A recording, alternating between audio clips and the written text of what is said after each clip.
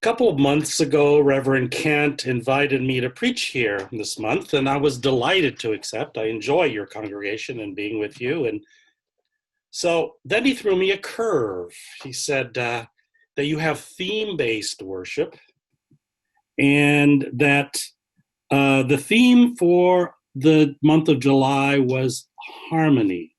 And I thought, oh, harmony. What would I have to say about harmony? Because I was caught up in everything that was happening. The pandemic, the terrible things that are happening about racial injustice, all the political infighting and everything like that. Then I remembered something, an experience that I had. Some years ago, I was having a very bad day. At the time, I was serving a congregation in North Carolina, and I was driving home from a very late and very difficult board meeting. You see, we had a disastrous annual campaign, and we went back and forth, struggling with what to cut out of the budget, who to cut out of the staff. It was awful.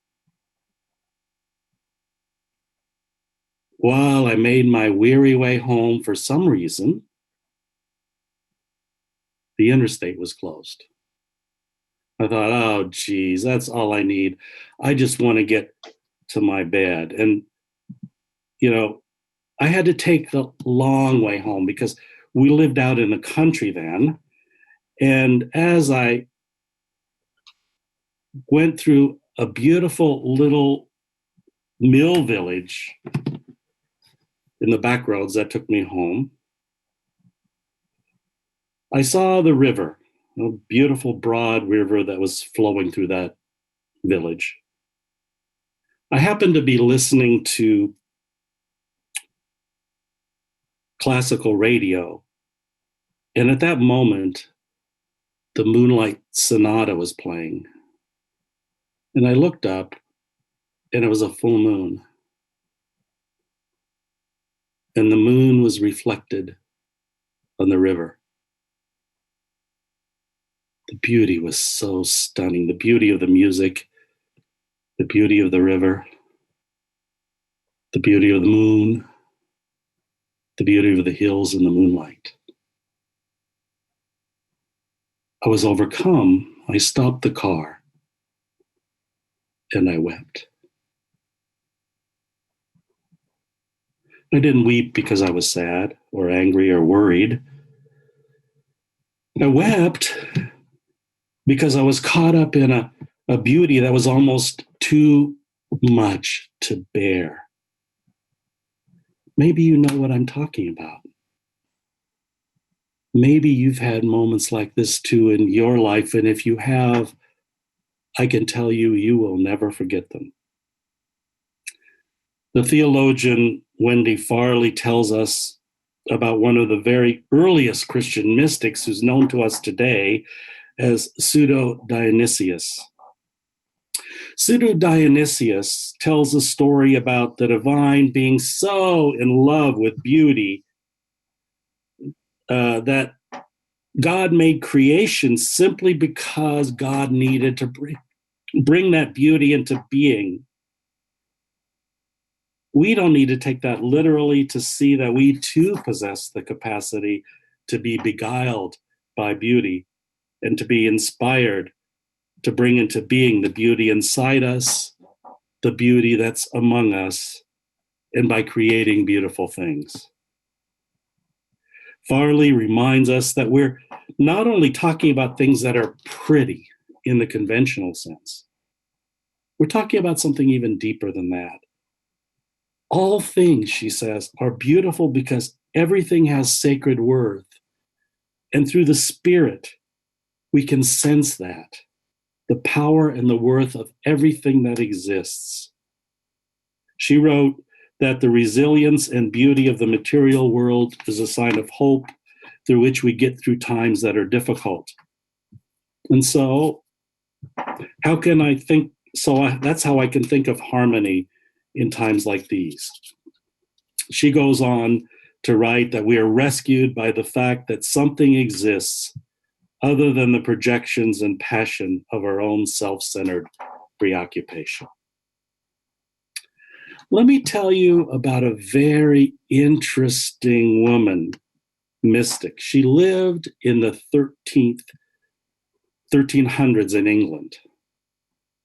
We don't know her real name, but she lived in the town of Norwich, and she sequestered herself in a few rooms in the Cathedral of St. Julian there, rooms that she never left. That is radical social distancing. But people came to her to speak to her about their spiritual yearnings and to get her advice. Now, the 1300s in England was amidst of a horrible pandemic, even worse than ours right now, the Black Death, which killed much of the population of Europe. And in Norwich at that time, it wasn't just a Black Death epidemic, but famine and civil war that had resulted from that. All that was going on. And yet the most famous words that we have from her are these: all will be well, and all will be well, and all manner of things will be well. With everything that was going on, how could she say that? Well, it's because she had had some visions of divine love that totally transformed her and that brought people to her as she told them that saving message. She spoke of the divine love she had experienced in feminine terms. Actually, her writings are different from any other spiritual writer, Christian writer that I know. She spoke of and prayed to Mother Jesus, to the divine feminine wisdom. And her message was that who we really are the divine love and beauty that made us. That's who we are. That is our deepest identity. We are not created by original sin. We are original blessings. The only reason, she said, we hurt ourselves and each other is because we've lost touch with how much the divine loves us and how we participate in the beauty and love of the divine. That's how she could say, all will be well.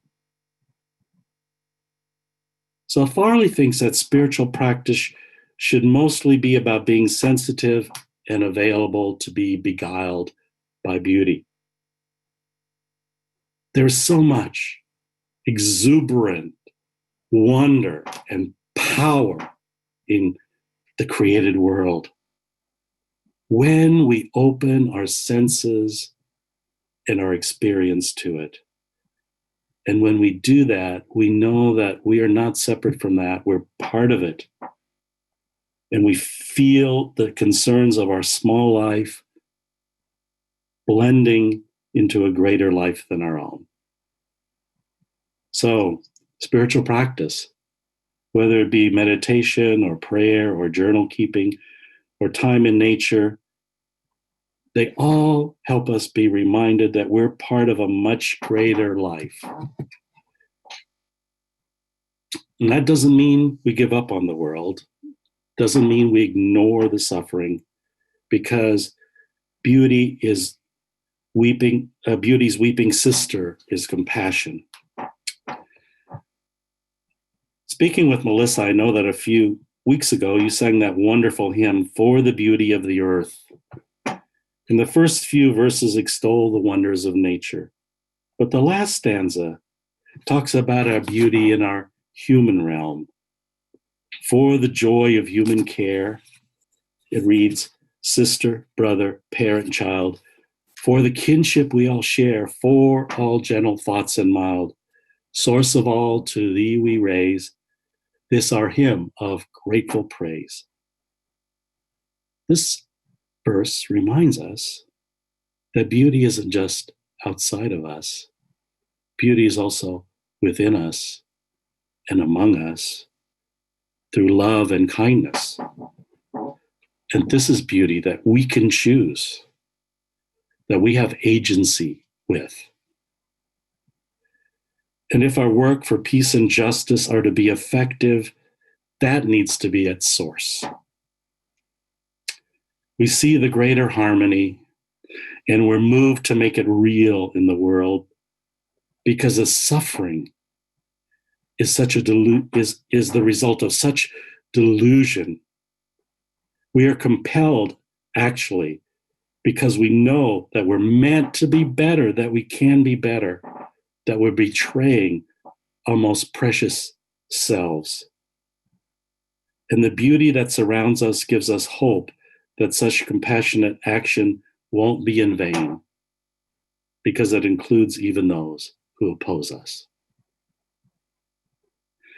In 1912, hundreds of female migrant workers went on strike when their pay was cut. Massachusetts had just passed a law that cut the hours of workers, the maximum hours they could work, which was a good law. But of course, the mill owners where they worked also cut their pay.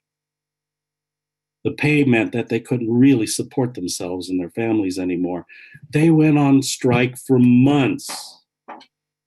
They faced state police and militia, but they prevailed. They won. The strike was known as the Bread and Roses strike. Why was that? Bread and Roses strike. Because that was their motto. They wanted not just bread, but roses also. That was their way of saying that they had a right not only to a living wage, but enough leisure time to care for themselves and their families and to enjoy some of the simple pleasures and beauties of life. This is a tough time, but beauty is still all around us, still within us, still among us. And in order to persevere, we need to be nurtured and inspired by something that's greater.